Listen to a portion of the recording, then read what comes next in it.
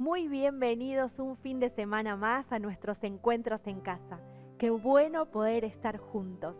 Cada vez que lo hacemos, te invitamos a que puedas ser parte de nuestra reunión. Ponete cómodo donde estás en tu casa, prepara tu mate y disfruta de nuestro encuentro. Pero por sobre todas las cosas, te queremos pedir que tengas fe. Fe porque cada vez que buscamos a Dios, ese es un ingrediente fundamental. Creer que cuando lo buscamos, Él existe y que cuando lo vamos a llamar, Él ya nos está esperando. El título de nuestro encuentro de hoy es Una fe victoriosa. Así que vamos a escuchar también dos historias de vida, donde en estos tiempos de pandemia han sido sacudidos en nuestras vidas, la salud y la economía. Bueno, las historias que hoy vamos a escuchar, vas a ver cómo la fe fue un elemento fundamental para poder salir adelante. Bienvenido una vez más a nuestro encuentro. Prepárate juntos para disfrutar el refugio en casa. Buenas, querida iglesia, aquí Pablo y Salma. Queremos mandarle este videíto porque sabemos que han estado orando. Y para los que no saben, dimos positivo para COVID y realmente ya estamos, gracias a Dios, pasando esta enfermedad. Hemos tenido síntomas menores, gracias a Dios, como una gripe un poquito más fuerte, dolores de cabeza, tuvo Salma, yo tuve mucho falta de olfato y gusto, dolores en las articulaciones, pero por la gracia de Dios ya estamos mucho mejor. Esta semana me acordaba de una historia cuando estábamos yendo a visitar unas aldeas aborígenes con otro misionero y subiendo a una ola. Cuando estábamos bajando, nuestra lancha entró en la otra ola y literalmente quedamos a 5 centímetros de inundarnos completamente. Despacito empezamos a sacar el agua de la lancha entre las olas y nadando, remando con nuestras manos porque estábamos lejos de la vera. Llegamos y atamos y conseguimos limpiar el motor, conseguimos secar el barco, nos mojamos todos, la guitarra, un motor de luz que llevábamos, o sea que podríamos habernos inundado, podríamos haber muerto en ese momento. De noche, llegando a las comunidades, entramos en varias ramas porque no teníamos, nuestras linternas ya no servían más, y me recordaba que podría haber muerto muchas veces en peligro en la selva, pero Dios tenía su voluntad y nos trajo ahora a Argentina y estamos aquí y queremos estimularles con esta historia a que puedan saber que nuestros días están contados por el Señor y estamos en el hueco de su mano y nada puede arrebatarnos, ni el COVID ni nada puede modificar la voluntad de Dios en esto. Podemos creer en esto, queridos, podemos creer que realmente Dios nos ama de tal modo que nada puede sacarnos de su voluntad. Dios le bendiga, que esto le pueda estimular en el corazón. Los amamos y les agradecemos que hayan estado orando por nosotros. Dios les bendiga. Gracia y paz de nuestro Señor Jesucristo.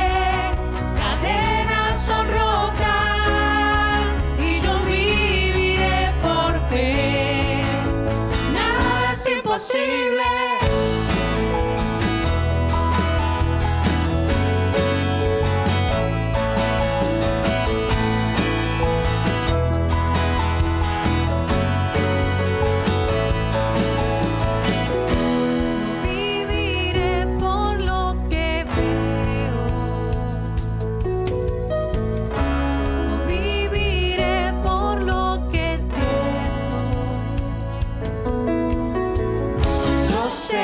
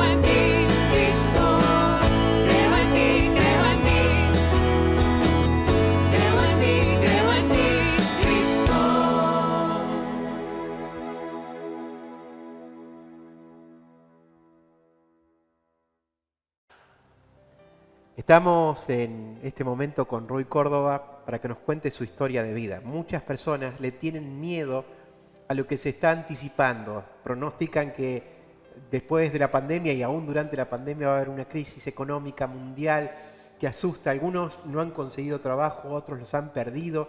¿Cómo hacemos para tener una fe victoriosa en una época de incertidumbre en cuanto al económico? De eso nos va a estar contando ahora Rui. David decía en el Salmo 34, son muchas las aflicciones de la persona justa, pero de cada una de ellas el Señor nos va a librar. Y de eso quiero que nos cuentes, Rui. Rui, gracias por estar con nosotros. Gracias a vos, Henry, por la invitación. Rui, tenés a cargo una familia. Contanos cómo está formada tu familia. Bueno, mi esposa Andrea, la semana pasada cumplimos 12 años de casados. Felicitaciones. Gracias. Felicitaciones, Andrea, también. Y tenemos 3 chicos, varones, Junior de 9 años, Teo de 5 y Jair que tiene 1 año y medio. Como responsables de una familia, y bien es cierto que como matrimonio peleamos juntos, somos una sola carne, dice la Biblia, como hombres entendemos de que hay un principio espiritual de que somos los proveedores, los protectores, de que tenemos que aún también guiar en la fe a nuestros hijos. Y te ha tocado en esta época perder el trabajo. Contanos un poquito de eso. Bien, bueno, yo trabajé hasta hace 2 meses y medio aproximadamente en una empresa de rubro hotelero gastronómico. Y bueno, a raíz de la pandemia, la cuarentena, el 20 de marzo, como todas las demás empresas hoteleras, cerró las puertas y bueno, ya empezaron las complicaciones con el tema de cobrar el sueldo. Estuvimos casi 1 mes sin cobrar el sueldo y luego nos iban pagando de a poquito, pero bueno, cobramos mitad sueldo hasta el mes de junio que recién nos empezaron a pagar lo que nos debían del mes de marzo. Así que esos meses fueron cruciales. Pasamos por otras necesidades anteriormente, en este momento nos encontró más preparados, pero bueno, no fue una situación fácil. Vos estabas previendo ya que la cosa no iba a terminar bien en el sentido de que quizás no se iba a volver a abrir la empresa donde trabajabas y que quizás todos los que trabajaban junto con vos iban a perder el trabajo. Así lo estabas de alguna forma anticipando. Exacto. Sí, como dice el proverbio, ¿no? El avisado ve el mal y se esconde o hace algo al respecto. Los simples pasan y reciben el daño sin hacer nada al respecto. Primeramente, en esta etapa lo que aprendimos, yo creo que eso es fundamental, es aprender a recibir ayuda. Eso fue algo fundamental porque si bien nosotros contábamos con ahorros y contábamos con inversiones, fue tal el golpe de la cuarentena que estaba todo cerrado. Entonces no teníamos acceso a ese dinero que era nuestro, pero por 1 mes y medio aproximadamente no tuvimos acceso, casi 2 meses. Entonces nos encontró la situación de tener que pagar alquiler, algún otro compromiso de pago, y ahí fue donde recibimos ayuda. Muchas gracias a la Iglesia del Refugio, que nos ayudó con mercadería. Hubo personas que nos ayudaron con dinero también, hasta que después se destrabó todo, y ahí pudimos, gracias a Dios, por contar con ahorros, por contar con inversiones, ahí pudimos seguir viviendo bien. A pesar de no estar cobrando el sueldo, después nos empezaron a pagar la mitad del sueldo. También trabajé eventualmente en otro lugar, eso fue otra respuesta de Dios en este tiempo, que nos sirvió para tener los ingresos en ese momento. Teníamos un vehículo, una moto. Nosotros tenemos, gracias a Dios, el auto y teníamos 2 motos. Una la vendimos en ese momento. Si bien ya teníamos pensado venderla, pero queríamos venderla más viejita, pero bueno, era más atractiva la más nueva, que la habíamos comprado hace 2 años solamente, 0 kilómetros, y no dudamos, porque aprendimos a no aferrarnos a las cosas. Y ese dinero, si bien lo íbamos a usar en ese momento para decir, bueno, ya que no estoy percibiendo ingresos, estoy percibiendo poco ingreso, lo vamos a usar para subsistir hasta que podamos contar con el dinero, ¿viste?, de los ahorros y las inversiones, pero al destrabarse eso, ese dinero lo invertimos.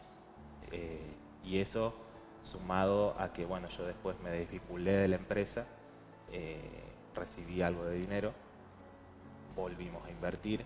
Entonces ahora se podría decir que estoy viviendo una especie de libertad financiera, por así decirlo.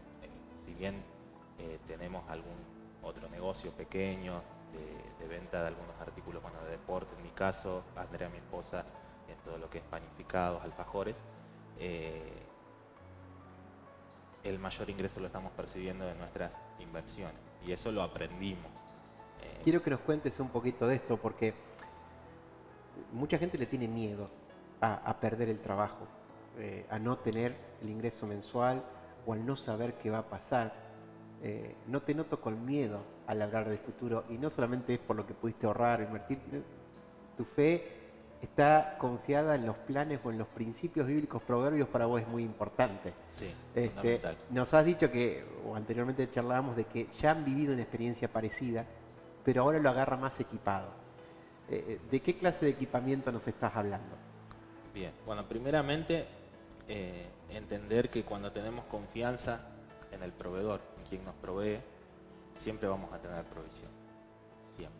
No tener confianza en el dinero, en los ahorros que tengo, en las inversiones que tengo, porque como dice también Proverbios 27, versículos 3 y 4, habla de que hay que ser diligente en cuidar el estado de nuestras ovejas y mirar por nuestros rebaños. En esa época cuando se considera el rebaño y eso como riqueza, como la fuente de provisión, porque las riquezas no durarán para siempre. Entonces no está bien poner la confianza en las riquezas, pero sí en el Dios de las riquezas.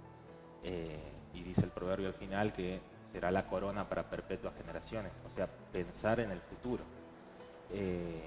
Nosotros hace 12 años atrás, apenas nos casábamos, vivimos una situación también de yo quedar sin trabajo. Bueno, Andrea estaba sin trabajo y ahí no estábamos para nada equipados, es decir, no teníamos ahorros, si bien no teníamos chicos todavía, pero alquilábamos y bueno, fue una situación en la que tuvimos que salir y hacer. Los dos venimos de familias humildes, pobres, y bueno, pusimos en práctica, fuimos vendedores ambulantes, con eso subsistimos, hasta que después, bueno, yo conseguí un trabajo, luego conseguí otro trabajo, pero lo más importante es que a raíz de conocer la palabra de Dios, los proverbios, como vos mencionabas, los principios, uno tiene la confianza, pero ¿por qué? No en el dinero, sino en el principio bíblico, porque es de Dios. Y si Dios lo dice y si es palabra de Dios, significa que funciona. Y aún te diría, Henry, de que hay gente que no conoce a Dios, pero vive el principio. No que conoce, vive el principio, y de eso se trata. Y Dios respalda eso. Y Dios respalda, exacto, porque es palabra de Dios y la palabra no vuelve vacía. Entonces en este tiempo se puede decir que uno tiene esas herramientas, uno va obedeciendo a Dios en ese área. Yo no digo que sea el área más importante, pero hay miles de versículos en la Biblia que hablan sobre el dinero, sobre el manejo del dinero, lo que se llama la mayordomía cristiana en el ámbito de la iglesia, o la educación financiera en el ámbito general de la sociedad. Es necesario conocerlo, porque si no nuestra situación será totalmente diferente ahora. Por eso es que uno no tiene temor, como decís. El proverbio en la mujer virtuosa 31 también bien que bueno, le escribe a mi esposa ese proverbio. Bien ahí. Queda grabado para vos, Andrés. Pero sí, exacto. Es una mujer que no le tiene miedo a lo que va a venir. Exacto. No le tiene miedo a lo que va a venir. Primero porque ya estamos vacunados contra la crisis, de alguna forma, porque lo vivimos de chico, especialmente mi esposa de más chica, yo de adolescente, ella ya de niña, de tener que salir a la calle a vender. Entonces uno aprende a valorar las cosas de diferente manera en ese sentido. Y eso hace que cambie uno internamente, porque en todo lo que es la organización, la gestión del dinero, de los recursos, tiempo y dinero, es necesario cambiar el ser para después poder hacer. Lo que uno puede lograr, lo que nosotros pudimos lograr es porque hubo un cambio interno primeramente. Y ese cambio interno obviamente es a través de la palabra de Dios y a través del Espíritu de Dios.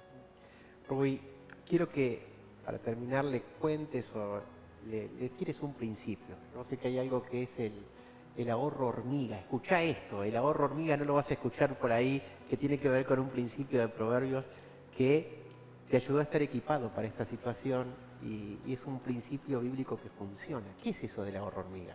Bien. Se habla mucho del gasto hormiga, no del ahorro hormiga.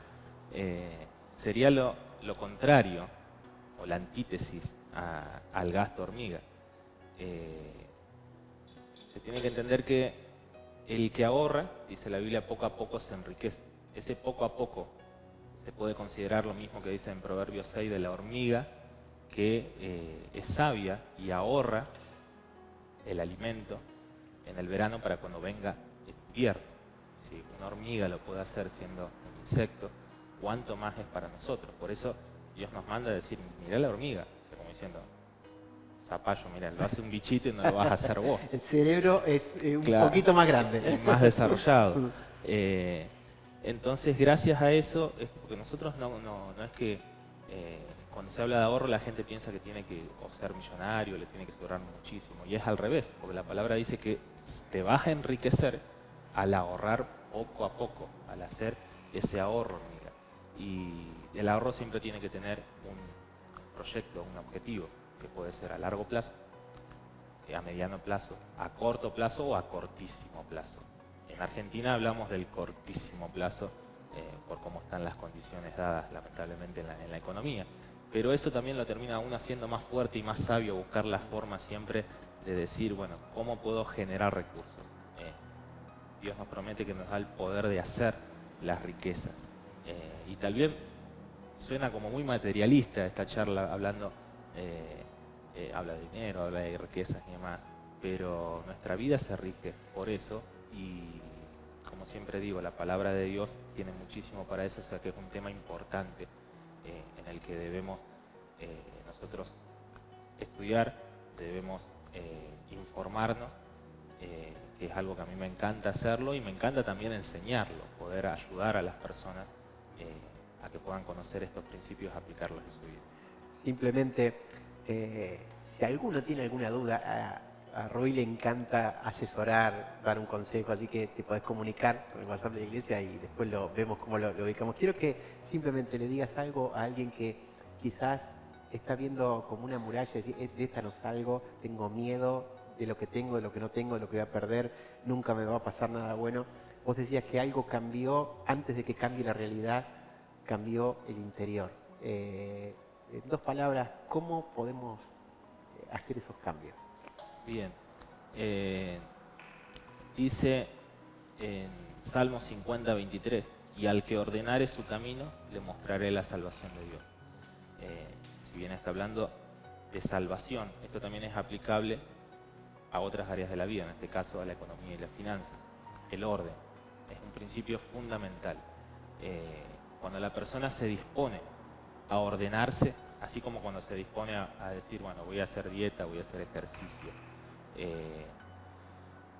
voy a cumplir con tal proyecto, que se disponga a decir, bueno, yo quiero salir de esta situación. Y para eso es necesario tener un compromiso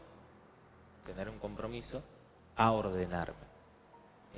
La muralla puede ser demasiado alta, tal vez cueste más trabajo, pero lo importante es que la gente esté dispuesta a hacer un proceso. Esto no es magia, no es me gano el kini o oro a Dios y me cae un sobre del cielo con plata, con dólares. No, porque Dios quiere enseñarnos sabiduría.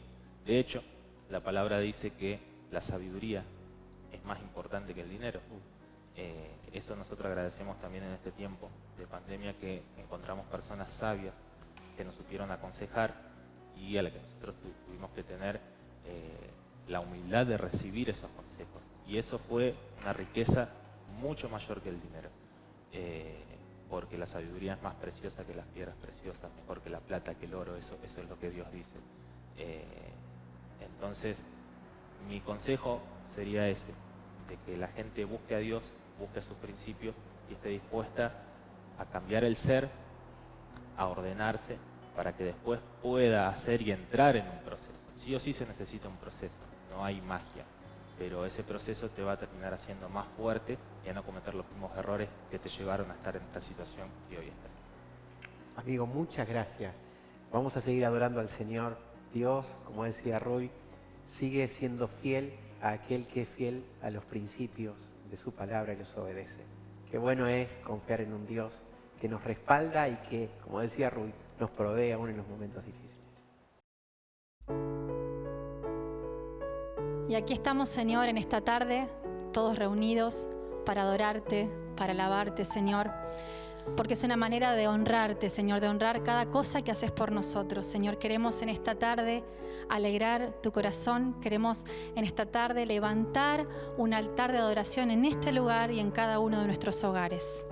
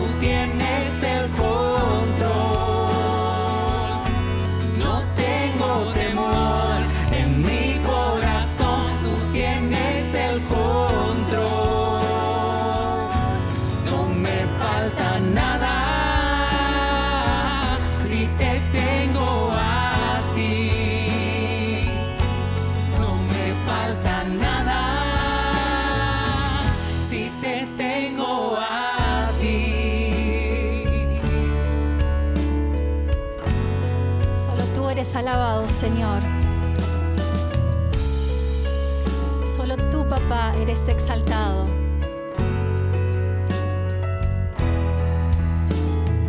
Eres alabado, eres exaltado.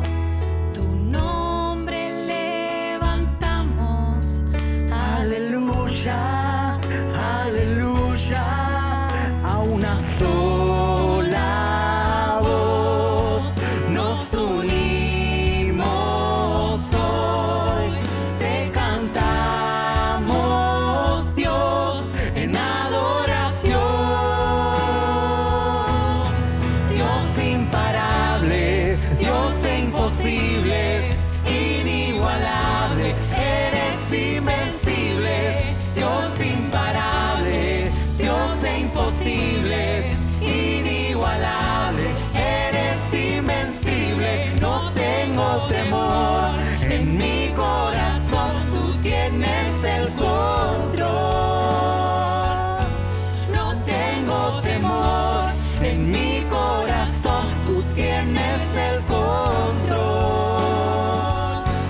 no me falta nada si te tengo a ti, no me falta nada si te tengo a ti.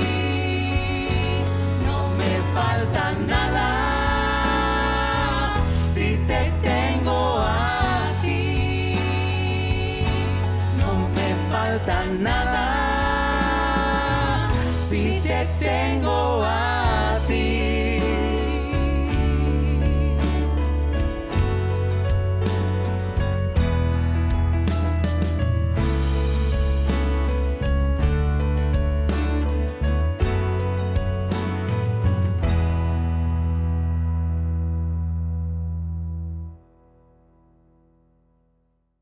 Qué bueno que es juntos acercarnos a la palabra de Dios. Hoy vamos a hablar de una fe victoriosa. Cuando hablamos de una fe victoriosa, cuando uno habla de victoria, tiene que sí o sí pensar en un partido, en una contienda, en una pelea. Y qué triste es tener una fe que no pelea con nada, o que no le apunta a nada, o que no tiene algo por lo cual luchar, algo que le dé sentido, propósito y ganas de vivir. La fe despierta eso en el corazón, pero no una fe, como siempre lo decimos, que es como una especie de positivismo. Estamos hablando de que lo más importante de la fe es en quién la apoyamos. El cimiento estable, el que inició y sigue perfeccionando nuestra fe es el Señor Jesús. Y cuando hablamos de una fe victoriosa, tenemos que hablar de 3 enemigos. La Biblia nos dice que todos los que tenemos fe en Jesús tenemos 3 enemigos. Hoy nos vamos a detener en uno, pero de paso contamos quiénes son los otros 3. Cada uno va acompañado de un matecito. El primer enemigo, la Biblia nos presenta al diablo o Satanás como el enemigo de todo lo que Dios diseñó. Así que todo lo que Dios ama, todo lo que Dios bendice y en lo cual invierte tiempo, amor y pone de su sabiduría, el enemigo lo quiere deteriorar y destruir. Por eso nos damos cuenta de que nuestro planeta, que es tan hermoso, tiene mucho deterioro. Por eso nos damos cuenta de que la familia, creación de Dios, está tan deteriorada. Por eso nos damos cuenta de que nuestra forma de pensar y nuestros hábitos son tan destructivos. El enemigo trata de bloquear nuestra fe. Pero hoy no vamos a hablar de él. El segundo enemigo que tiene, que cree en Jesús, es lo que la Biblia llama el mundo. No hablamos ya de planeta, sino hablamos de una forma de pensamiento que va rigiendo los destinos de la humanidad. Para hacerlo más fácil, una forma de vida que lo saca Dios de en medio y que se va popularizando y que nos hace tomar nuestras decisiones sin ni siquiera mirar al cielo y preguntar, ¿está bien lo que hago? Es más, al contrario, esta forma de vida que se va popularizando y extendiendo, lo que hace es tratar de ningunear a Dios, esconderlo a Dios, decir que Dios no es importante. Pero vamos a hablar del tercer enemigo. Hasta ahora estos 2 son externos, es lo que nos rodea, una forma social de vivir con principios que contradicen los mandamientos de Dios. El enemigo, que es real, que no es un dibujito ni una imaginación, sino que es el enemigo de Dios y de todo lo que Dios ama y hace. Estos 2 son externos. El enemigo íntimo, el más interno, quizás el más peligroso, es nuestro corazón, nuestra forma de pensar, nosotros mismos. Pablo alguna vez le dijo a Timoteo, tené cuidado de vos mismo. Salomón le aconseja a su hijo en los proverbios y dice, por favor, no creas que te la sabes toda, no seas sabio en tu propia opinión. Y cuando hablamos de ese enemigo, sí o sí caemos a nuestra forma de pensar. Hoy vamos a estar deteniéndonos en cómo enfrentamos este enemigo. Una fe victoriosa. Estamos revisando las historias que nos presenta Hebreos 11, que es el capítulo que nos estimula a ver héroes de la fe para imitar su forma de vida, sus decisiones y poder vivirlas hoy en día. 11:30 de Hebreos, dice así, hasta está hermoso para aprenderlo de memoria. Me tomo el matecito. Hebreos 11:30 dice, por la fe cayeron los muros de Jericó después de rodearlos 7 días. A que te lo aprendes de memoria. Alguno dirá, ¿qué tiene que ver esto? ¿Para qué me voy a aprender este versículo si no habla de mí? Habla de los muros de Jericó, que está en el Medio Oriente, y habla de rodear 7 días. ¿De qué está hablando? Vamos de nuevo. Dice Hebreos 11:30, por la fe cayeron los muros de Jericó después de rodearlo 7 días. Cuando Israel sale de Egipto y Dios le da esa libertad, le había prometido una tierra, la tierra prometida. Y la idea es que en esa tierra ellos iban a encontrar todo lo que no habían tenido mientras eran esclavos. Hasta el día de hoy sigue siendo la parte donde proféticamente van a pasar los hechos más maravillosos, donde ya han pasado. Jesús vino a esa tierra, dio la vida ahí en Jerusalén, resucitó, y los eventos proféticos de la Biblia nos van diciendo de que Jesús va a volver ahí, va a reinar ahí. Esa tierra, la Biblia dice que es la que Dios más desea, la que mira de noche y de día. Dios ama a todos, pero quiso ahí centrar el lugar donde su nombre iba a ser conocido en todas las naciones. Ahora, Israel llega hasta los límites de la tierra prometida. Ya había demostrado bastante incredulidad, había demostrado bastante queja con cada obstáculo que se le iba presentando, pero llegan a los límites de la tierra prometida y entonces Moisés elige a 12, uno de cada tribu. La tribu de Israel, las tribus eran 12, así que elige a uno principal de cada una de esas tribus a que vaya por 40 días a reconocer la tierra que iban a conquistar. Después de 40 días vienen estos 12 espías y todo el pueblo de Israel se reúne. Una convocatoria impresionante, desde los más grandes hasta los más chicos, para escuchar el informe de estos 12 espías. Y empiezan a decir, realmente la tierra es como Dios había dicho. Fluye leche, fluye miel, la tierra es fértil, traen el fruto de la tierra, traen un racimo de uvas gigantesco, pero mientras van dando su informe, después de mencionar todas las virtudes de la tierra prometida, dice, pero es imposible que podamos conquistar esta tierra. Y empiezan a dar algunos detalles. Ahí viven gigantes. La gente vive en ciudades con muros y dice, los muros llegan hasta el cielo. Una exageración, ¿no?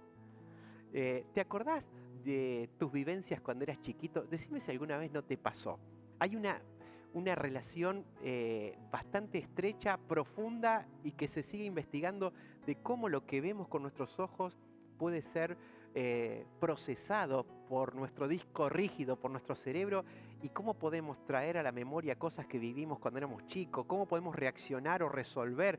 El cerebro es tan impresionante que ni siquiera se conoce el 50% de todo lo que realmente contiene el cerebro, de sus funciones. Se lo sigue investigando. Ahora, qué interesante es que el cerebro se nutre de lo que vemos. Por eso hay una relación muy estrecha y es tan complejo el nervio óptico. ¿Por qué te estoy hablando de eso? ¿Te acordás cuando eras chiquito y recordás algunas cosas, algunas vivencias? Como por ejemplo, algún lugar que ibas a visitar, la casa de los abuelos, el patio de la casa donde vivían. Y por lo general, cuando uno es chiquito, ve las cosas como que eran más grandes. Cuando pasan los años, uno llega y dice, ay, yo lo recordaba como que las dimensiones eran más grandes. ¿Por qué te hablo de esto? El pueblo de Israel tenía esta mentalidad caprichosa, infantil, que veía las cosas como que eran mucho más grandes, una realidad ampliada de lo que realmente estaba pasando. Fíjate que todos los espías, excepto 2, Josué y Caleb, que fueron diferentes y que anunciaron y dijeron, esto es grande, pero Dios es más grande y si nos ayudó hasta hoy, nos va a ayudar a conquistar esta tierra. Excepto ellos 2, estos 10 dijeron, los muros llegan hasta el cielo. No llegaban hasta el cielo, pero ellos lo vieron con su incredulidad y dijeron, esto es imposible de derribar. Descubrimientos arqueológicos y hasta el día de hoy hay evidencias que nos muestran de que esto pasó de verdad. Después de que esta generación que salió de Israel, de Egipto, el pueblo de Israel que no creyó en Dios, y que por su incredulidad se perdió entrar a la tierra prometida, se levantó toda otra generación que sí le creyó a Dios. Es re interesante que en la época de Josué, desde el principio hasta el final, ellos heredaron la tierra prometida, ellos fueron el cumplimiento y vivieron lo que Dios les había prometido. Pero tuvieron que tener fe. El versículo dice que por la fe cayeron los muros de Jericó después de rodearlos 7 días. Rápidamente pienso en esto. Estas murallas muy gruesas tienen una relación muy estrecha con uno de los impedimentos más grandes que tenemos para alcanzar los planes de Dios para nuestra vida. Son nuestros pensamientos. La Biblia nos dice, te lo leo, en 2 Corintios 10, fíjate qué relación hay entre muros, entre paredes gruesas, entre fortalezas y nuestra forma de pensar. 2 Corintios 10 dice así, en el versículo 4 y 5, las armas con las que luchamos no son del mundo, sino que tienen el poder divino para derribar fortalezas. Destruimos argumentos y toda altivez que se levanta contra el conocimiento de Dios y llevamos cautivo todo pensamiento para que se someta a obedecer a Cristo. Te decía que cuando uno es chiquito tiene una perspectiva de las cosas como que todo es muy gigante. ¿Sabes lo que genera la incredulidad en el corazón? Se me ocurrió anotar algunas cositas. Por ejemplo, la incredulidad no nos deja avanzar en la vida. La incredulidad nos hace olvidar. Todo el pueblo de Israel vio un montonazo de evidencias del poder de Dios, pero ¿sabes qué? Se olvidaba. Frente a cada problemita y circunstancia a enfrentar, se olvidaba de las cosas que Dios había hecho. La incredulidad nos genera eso. No nos deja avanzar, nos hace olvidar, nos hace repetir nuestros errores. ¿Alguna vez no te encontraste? Algunos le dicen déjà vu, como que esto ya lo viví. A veces parece que nuestra vida está lleno de reiteraciones a volver a hacer lo mismo. ¿Por qué estoy reaccionando así? Si yo no quería sacarme, si yo no lo iba a maltratar así, a decirle cosas tan feas a mis hijos, a mi familia, ¿por qué reaccioné así? Y nos damos cuenta de que nos habíamos prometido varias veces no hacerlo nunca más y estamos cometiendo el mismo error, tropezando con la misma piedra. La incredulidad nos lleva a hacer eso. Algo más. También la incredulidad nos hace superficiales. Es como que salimos del paso después de una intervención de Dios, pero realmente no echamos raíces. La incredulidad, otra de las cosas que hace, es que distorsiona nuestra imagen de Dios. Creemos que Dios es más chiquito que las cosas que tenemos que enfrentar.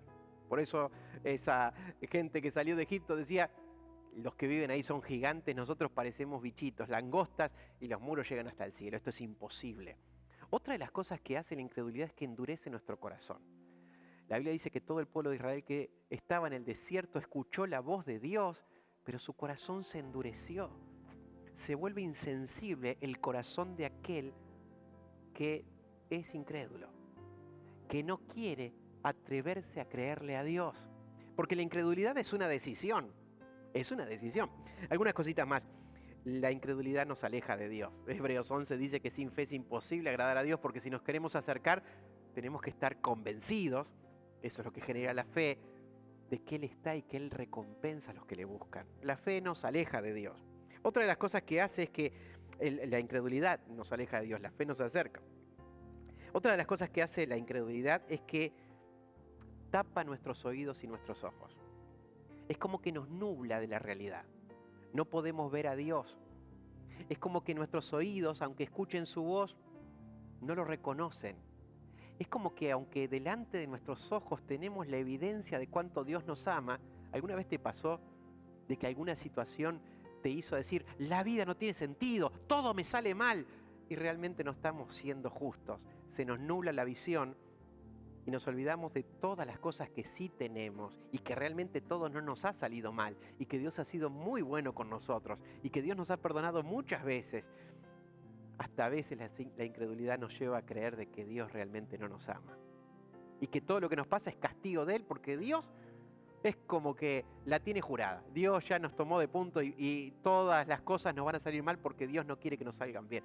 La incredulidad nos lleva a eso. Otra de las cosas es que la incredulidad frustra los planes de Dios.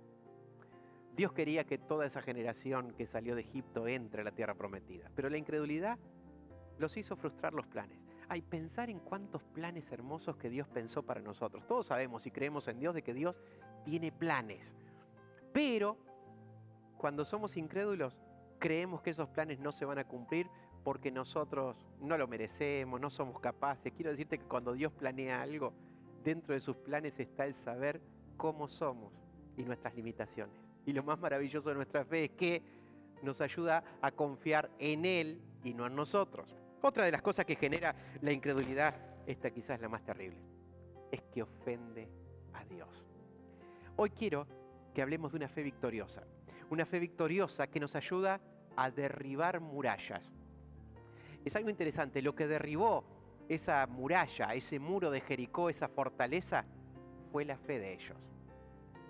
Después de rodearla 7 días, Dios le dio una instrucción a Josué. Esas ciudades tenían murallas muy anchas. Se dice que en algunas murallas eran tan anchas que hasta un carro con caballos podía andar por arriba del muro. Estamos hablando de murallas como de 4 metros de ancho, muy altas. Así las ciudades fortificadas tenían grandes puertas y podían estar ahí, aunque los enemigos los rodearan mucho tiempo, y era imposible penetrar. Vamos a esto. Saben que la palabra de Dios nos dice que los muros de Jericó cayeron después de que los rodearon 7 veces. Es lo que nos cuenta el libro de Josué. Fue la estrategia de Dios. Y esta estrategia de Dios fue la que obedeció Josué y todo el pueblo sin cuestionar, sin demorar y sin decir, ¿será una buena idea?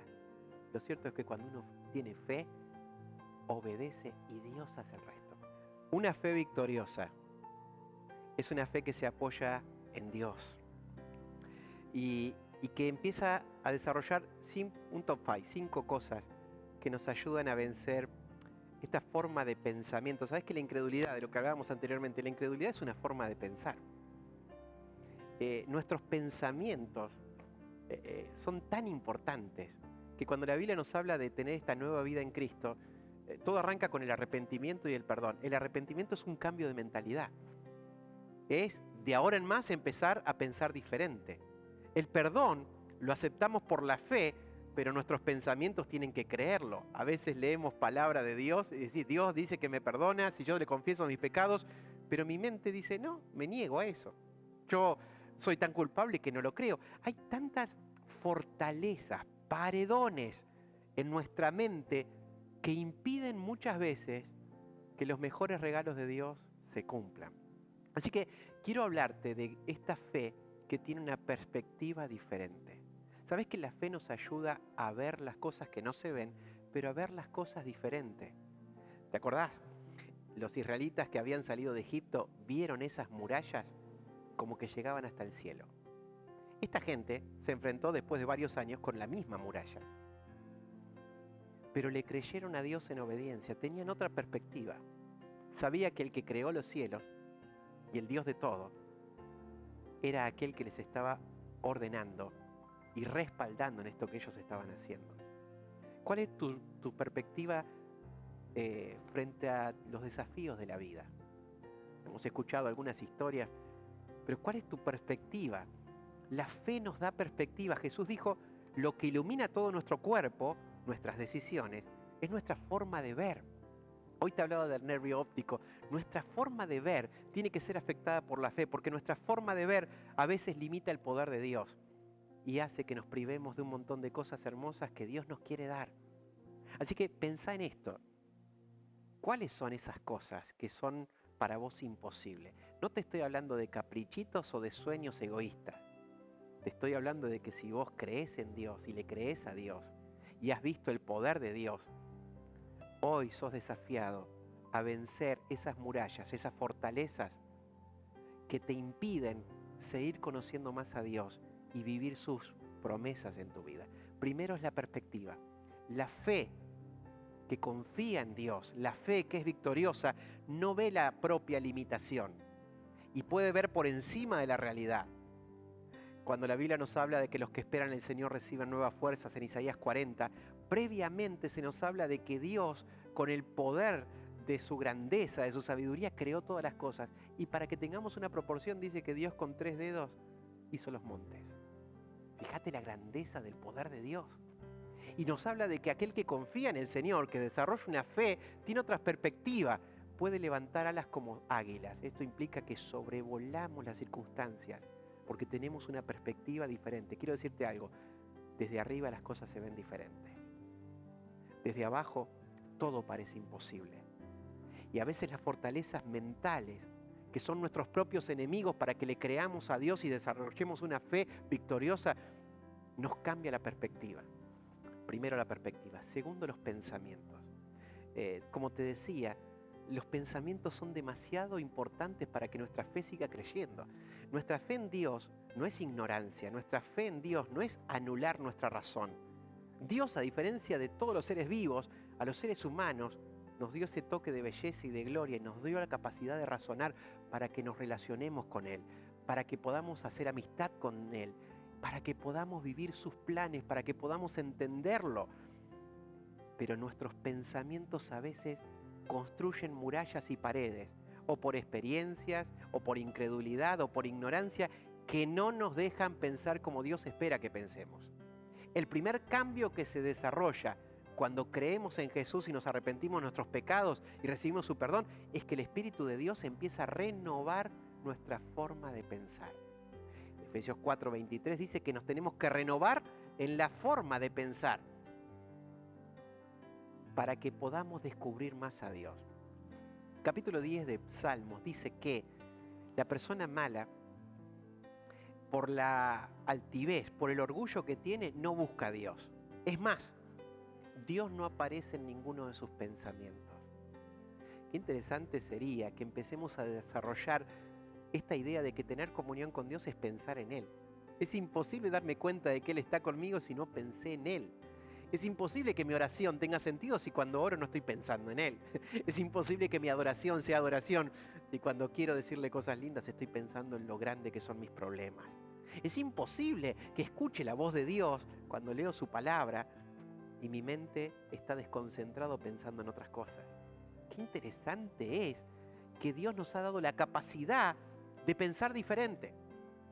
Perspectiva, pensamiento. Tercero, promesas. ¿Sabes que la promesa no es ni más ni menos que la oportunidad de que la palabra de Dios que Él nos ha dado se cumpla en nosotros? Quiero decirte algo. ¿Recordás alguna promesa de Dios que Dios te hizo?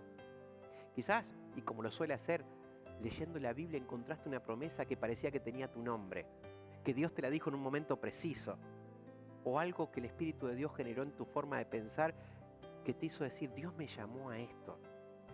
¿Sabes cuál es el límite entre lo que Dios quiere hacer con vos y lo que hoy estás viviendo? Esa fortaleza.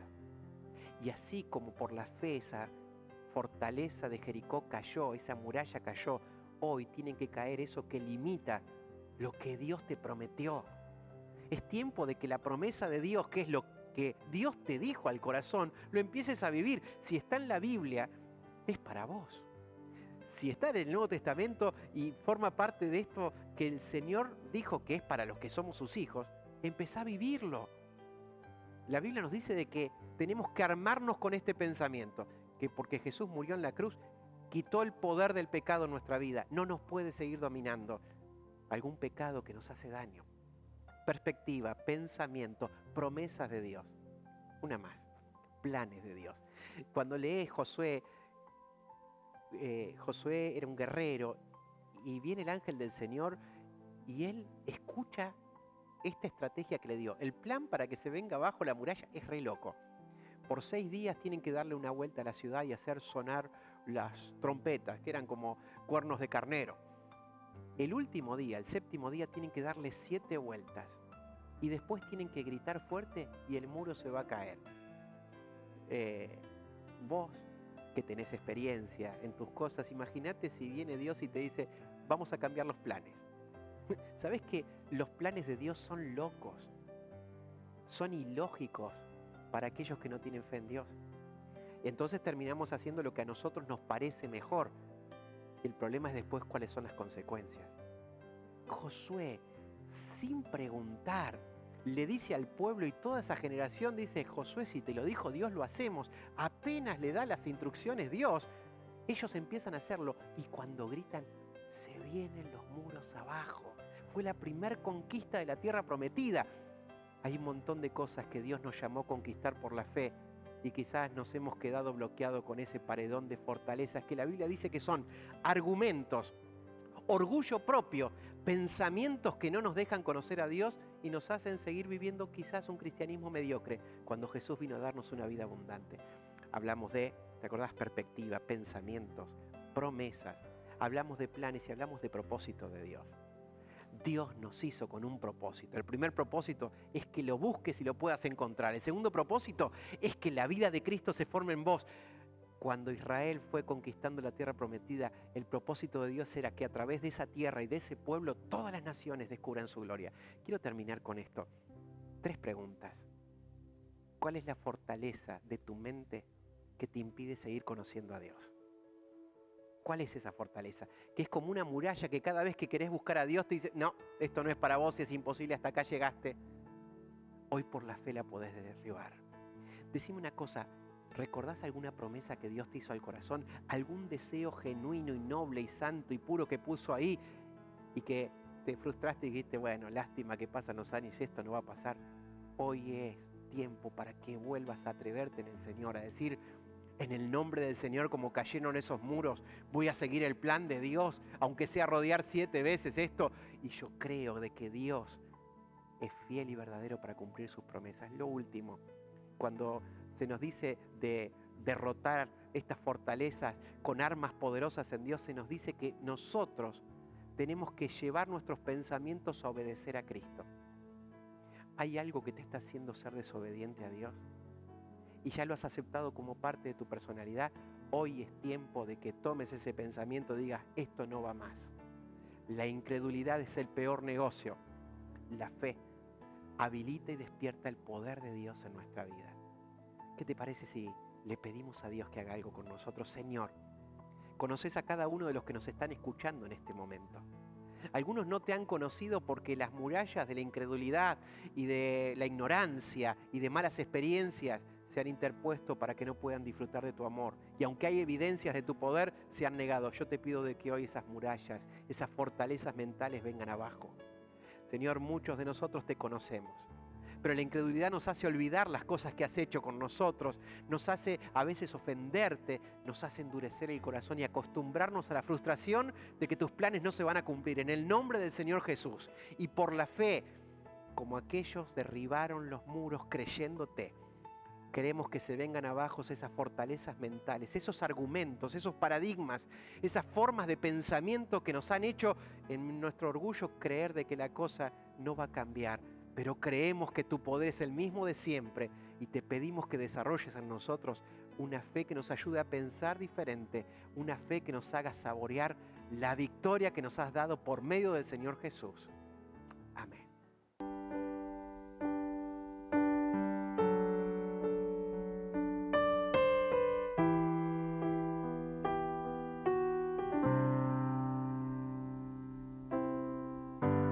Del cielo bajaste,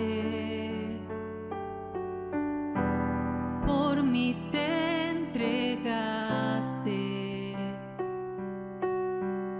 el precio tú pagaste, tomaste mi lugar.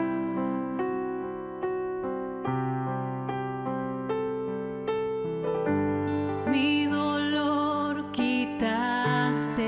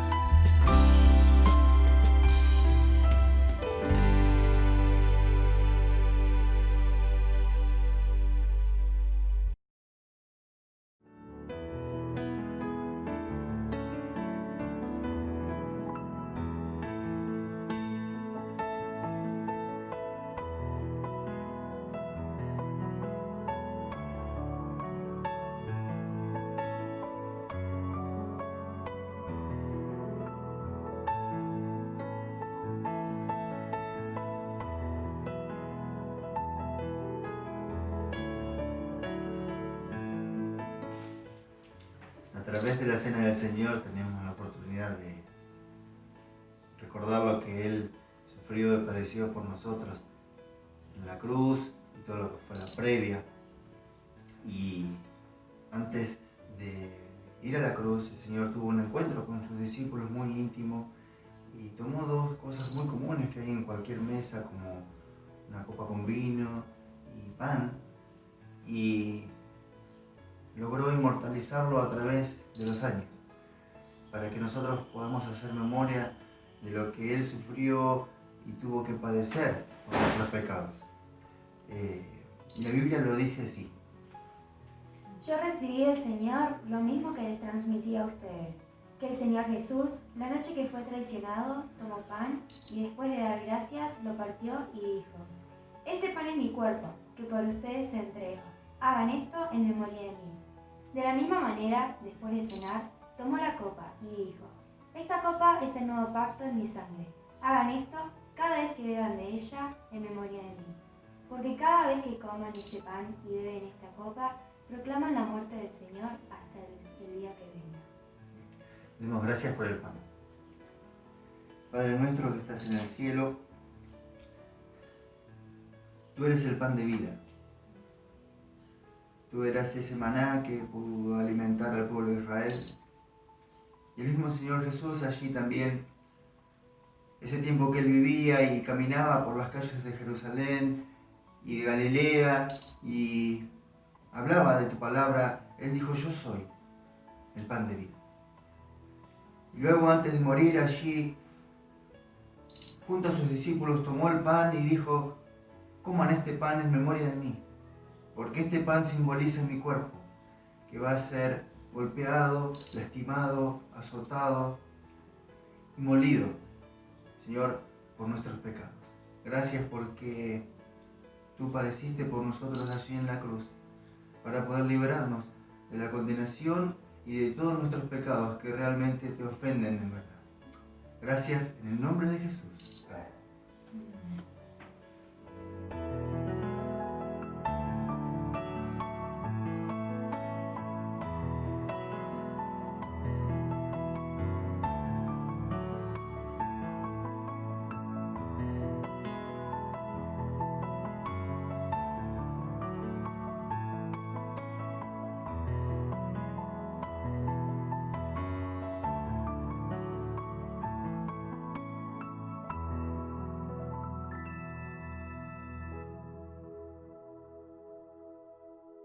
Damos gracias por la copa ahora. Padre nuestro que estás en el cielo, te damos muchas gracias porque podemos estar recordando en este momento esa muerte, crucifixión, pero también la resurrección tuya, Señor. Gracias, Padre, porque a través de esa sangre preciosa que Cristo derramó en la cruz en nuestro favor, podemos tener la limpieza de nuestros pecados, podemos tener la libertad de nuestros pecados. Gracias, Señor, porque en esa cruz tú pagaste nuestras deudas, y gracias, Señor, porque podemos también tener la vida eterna. Gracias, Señor, por esa sangre preciosa, y que al participar de esta copa, Señor, podamos recordar ese sacrificio enorme que hiciste a nuestro favor. Te damos las gracias, Señor, por amarnos tanto, por amarnos de tal manera que pudiste dar lo más preciado, Señor, la vida de tu Hijo. Señor, que podamos vivir cada día de nuestras vidas dando gloria a ese sacrificio, Señor, que hizo Cristo por nosotros en esa cruz. Te amamos y te damos las gracias en el nombre santo del Señor Jesús. Amén. Amén. Participamos juntos de la copa.